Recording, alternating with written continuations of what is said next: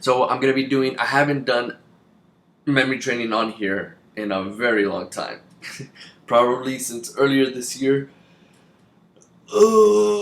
I'm a little tired. I just woke up from a nap and then I'm like, all right, let me do some training because I want to start getting back into the rhythm of things. I want to compete in a competition next year, so this is my first go at it in a very long time. Transition. Let's go. So we'll start with names. I'm gonna go extremely slow. Probably get like 5 names right. Let's see how we do.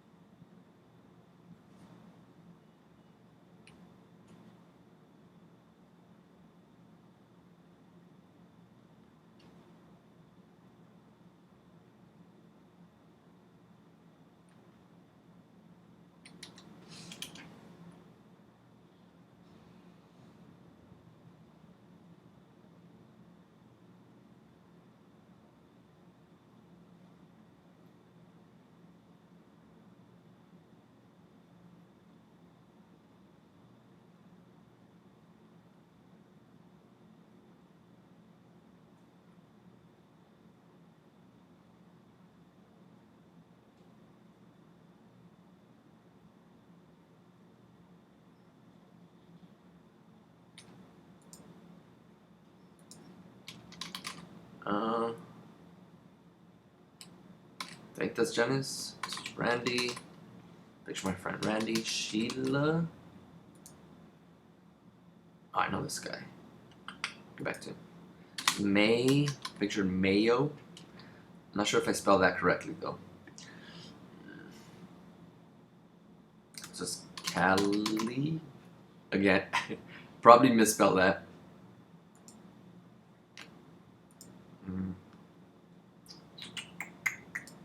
This lady, her name is Jane, I think. Jan or Jane.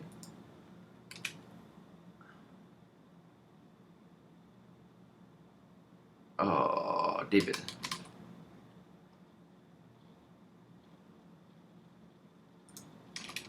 Christopher. See, with this, it's not just about getting the name right, the pronunciation. You gotta be able to spell it correctly. I think I spelled Kelly incorrectly. What's your name? Your name's Allison. With an I. I have a niece, her name is Allison, but with a Y. What was his name?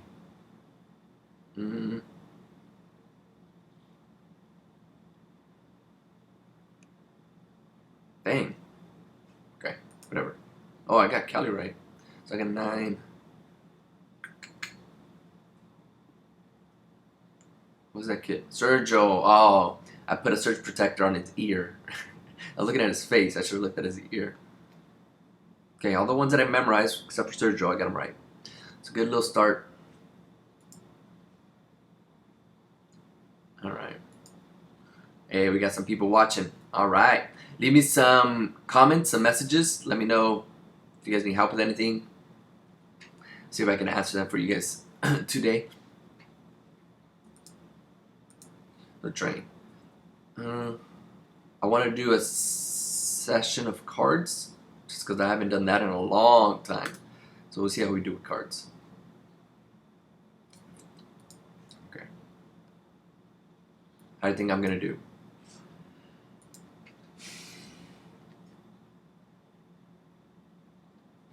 I forgot how to do cards.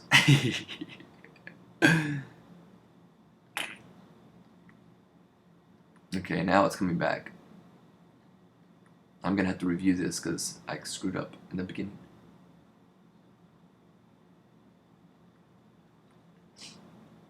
Because I have different methods of doing it. So I was using like 2 different methods from the beginning.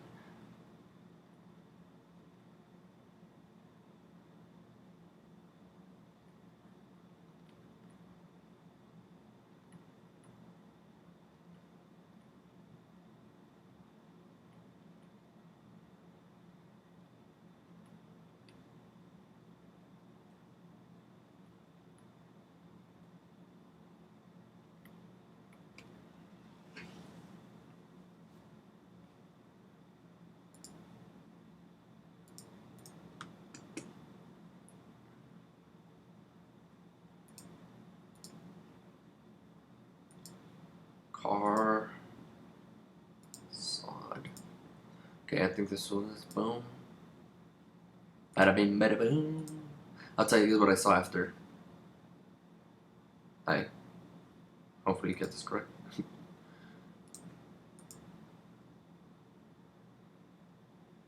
Mm.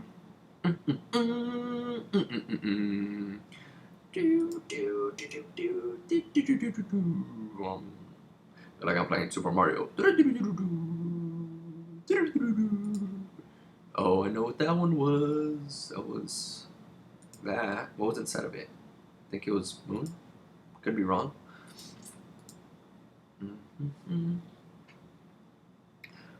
This was the very first one. It was a bomb exploding on a shingle. Then we had that heart, I believe, on a mine. Then we had comb on a bone. Comb on a bone. We had honey on ham. I think that was dome with the moon. There was something like spinning out and breaking through a glass dome. Dome is jack of clubs. 3 of hearts is moon. Let me just see if anything else fits there.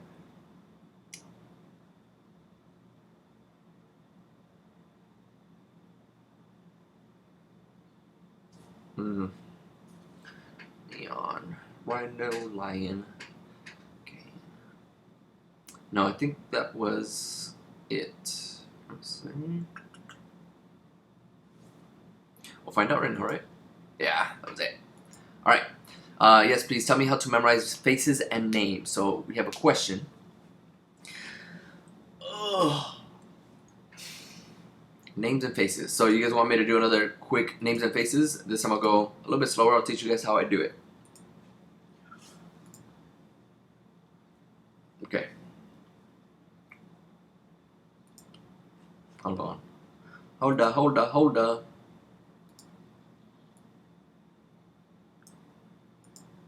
That's better. Okay, let me see if you guys see that. I think you do. Yes? Okay, so Ben, so one of the things you gotta ask yourself is, one, what is a picture or visual representation of the name that you can think of? So for Ben, I think of a friend named Ben, so that's one. If you know somebody named Ben, use that person to link it with this individual. Or two, if it reminds you of a picture, that's a little bit better. So for me, or an object, it reminds me of a bench. I got this from my mentor Ron White. So bench, Ben. And so for bench, I'll picture him, like he has really big teeth, so a bench is just growing out of his teeth. It's that simple, really. Nita, I don't have an image right now for Nita, but what I picture for Nita is like kneading. So I'm like somebody just kneading something with their hands. So kneading on her hair, maybe.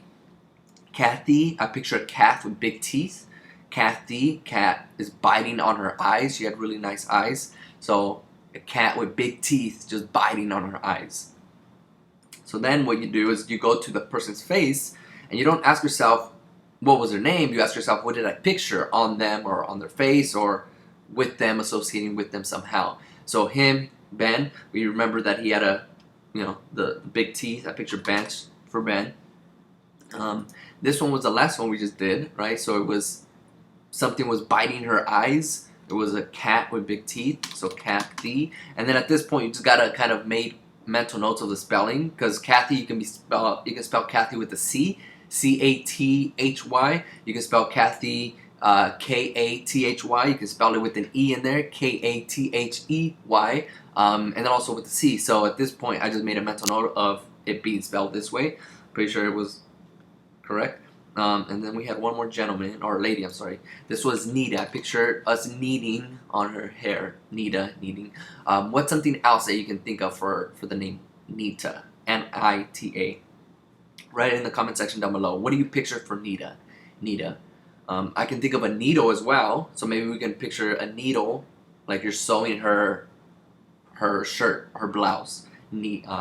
Or her, I don't know, on her neck. You can be sewing on her neck. Nita, needle. Finished? Got them correct. How long have you been developing your memory? Crystal Challery. So for your actively practicing with exercise like this, first of all, I love your last name. It's very unique. I've never heard of your name before. Let me switch over to my face. Boom. Hola, hola, hola. So we have Crystal Celery. First of all, for Crystal, I picture like a crystal vase, maybe. And then for celery, I picture like celery with cheese. Celery with cheese. I love celery. I put celery with peanut butter all the time. And I eat that. Or I put peanut butter on my celery and eat that. So cheese on celery. I love your last name. Somebody's calling me. 1 second. Decline. How long have you been developing your memory? It's Saint Lucian. I've been developing my memory since 2011 was when I first got into memory training because I was struggling. I was struggling with my memory. I did not do that great in school.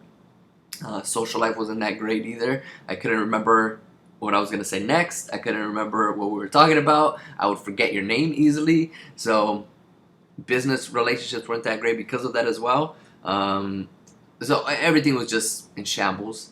And so I got this memory course from my mentor, Ron White. I went through it, and it just totally transformed everything about what it is that I do now. And I was doing back then as well. So since 2011, but heavily into like really memory training and competing since like 2015 is when I got focused. I went to my first competition in 2012, just tried it out.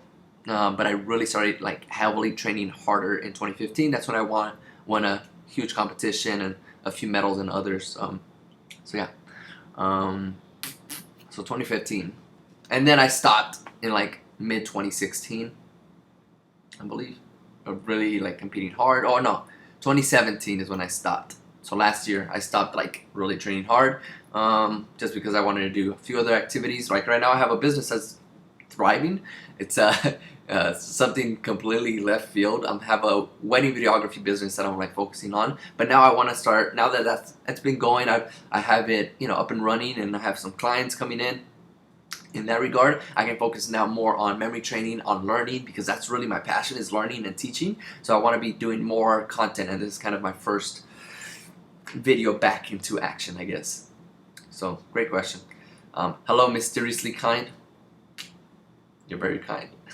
So post any more comments, questions down below. I'll get to them. Let me do some more memory training sessions right now. Switch over. Boom. All right. I'm going to do, so I just did cards. I want to do images just because that's always been one of my strong suits here. I want to get back to it. So 1 second.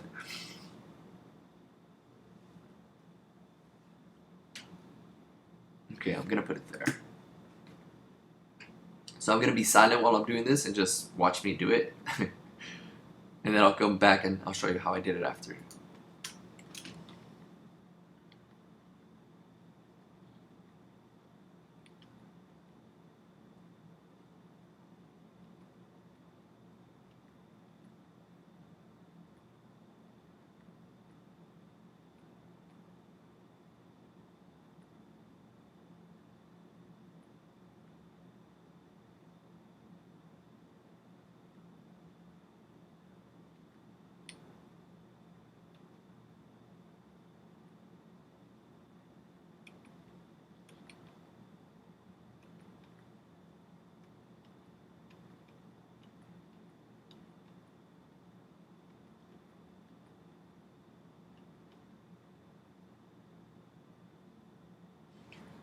It's going to be a little tricky because I'm picturing the same thing for a few different of these images. 1 second though.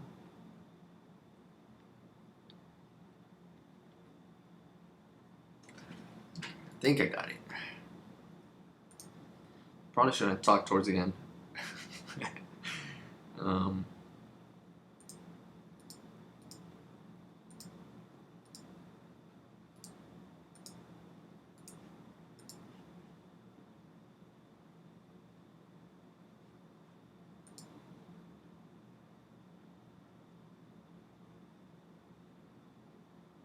He was eating like some flour. Oh, flour here.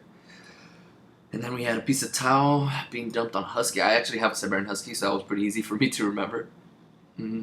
What was next?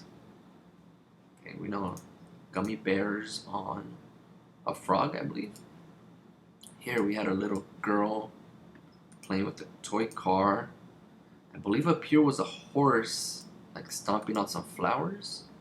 This is where I was having a little bit of trouble because I pictured a horse here, like stomping on flowers, but then I pictured a zebra stomping on the gondolas here. I shouldn't have done that. Should have had like the zebras rolling around in the gondolas. I believe it was a little Twinkie on this little bird. This was a Mercedes crashing into windows. I think it was like this, right? No. Boom, boom. This was like that.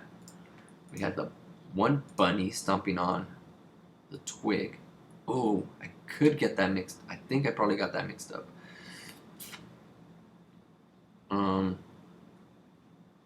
Believe it was this. What was this? Hold on.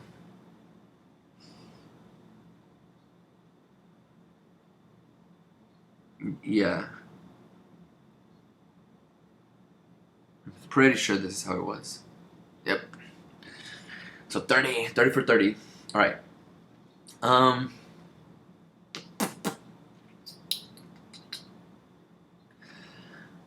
Crystal, I was experiencing the same issues and your information has helped immensely. I look forward to using your products and services. Thank you. Appreciate it. Yeah, just go through all my videos. I'm going to be putting out a lot more videos soon, so make sure to comment on some of my recent stuff so that I can see what type of videos you guys want me to make, or give me some suggestions down below, and then I'll see if I can make those videos. Mehmet, I have been watching your videos on YouTube for a long time, but I really don't know how to build a big memory palace to put things in. So I've created a few videos that talk about memory palaces, but essentially, let me show my face. With memory palaces, honestly, start with your home, right? Start with your home and then build upon that. So you start with, say, your first 20 to 25 locations in your home. So 5 spots in each room. Choose 4 or 5 rooms. That's 20 to 25 locations, 5 in each room. What I did to expand upon that is then I took those 5 things, let's say it was a couch, a window, TV, whatever, right? First 5 things. I then looked around that area. So if it was a couch area, I looked around that area and then I chose 5 things within that area. So then a couch became, instead of just 1, it became 5. So then on the couch there was like a window right above that. So window number 1, there's a painting right next to that, painting number 2. On the couch itself, I divided that into 3 sections. So then I go down, there's like a railing behind the seat cushion. So that's number 3.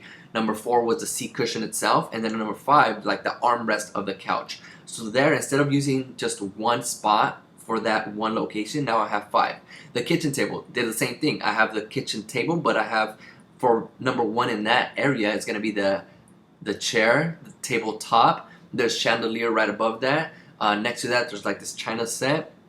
And right under that is the table leg. So instead of just seeing the table, now I have 5 spots along this table route or table area. And then I did that for the whole like living room, dining room section. So instead of just 5, now I have 25. Then I did that for each one of the rooms. Now I have 100 locations here, right? For 4 times 5. Yeah? No, what am I doing? It's 20, 25 in each location times 4. Yeah, it's 100 locations. So you can do that for each one of these to expand on what you already have. If you've done that, then all I would recommend for you to do now is like what I started doing. I got my phone, or I got like an actual camera, but you can get your phone and just record. Hit the video button, just walk down, some streets, go through stores, and just kind of record some things, and then don't like make it public if there's a bunch of people there, but just for your own sake, just record a few different areas and then go back home and take snapshots of those areas and use that as building locations or memory palaces. That's what I did. I walked around like Universal City Walk. I walked on one side, recorded everything that I saw on the opposite end, and then I walked on the opposite side coming back the other way, and then I recorded everything that I saw coming back. And then when I got home, I just took snapshots of what I liked, all the different things that I was seeing, and then I used all of those as locations. So I literally have a mental map of Universal City Walk in my head right now. I can go over to the Globe, I can go over to GameStop, see everything that I saw there. There was like this I don't know if they still have all the same stores. I haven't been there in years, but they had like this donut shop. So I picture like the donut bucket on the outside. There's this little guy with the a spinny hat. So I pictured him. There's like these stars right underneath that. So those are all locations that I can jump right to in my mind because I did that. I took video, then I went back. I took snapshots, and then I went back and numbered each one of these locations. So that's something you can do. I've heard people do it with like video games. People do it with movies. I've done it with movies. I've took snapshots of different scenes in movies. The Avengers, I memorized the whole like sequence of Avengers. So you can do things like that. Honestly, don't limit yourself. Expand your horizons when it comes to building these memory palaces. And the key thing though is once you have them created, use them. Use them to memorize objects, to memorize lists, to memorize random words, numbers, whatever it is, because that's what's going to really cement them into your long-term memory so you can use the same route over and over again. If that makes sense. Great question. Hope I answered your question. Let me see. Question, I want more locations. Could you give an example using a city, a street, or mall center? Yep, I just did that. Hopefully that answered your question, Mekpit. Is there a way to memorize the whole speech? So you want to learn how to memorize speeches? Yeah, I have a video that I talk about that. I have a video with 4-time USA memory champ Nelson Dallas. He also explains that as well. So, but essentially with speeches, we have a, let me go back to me.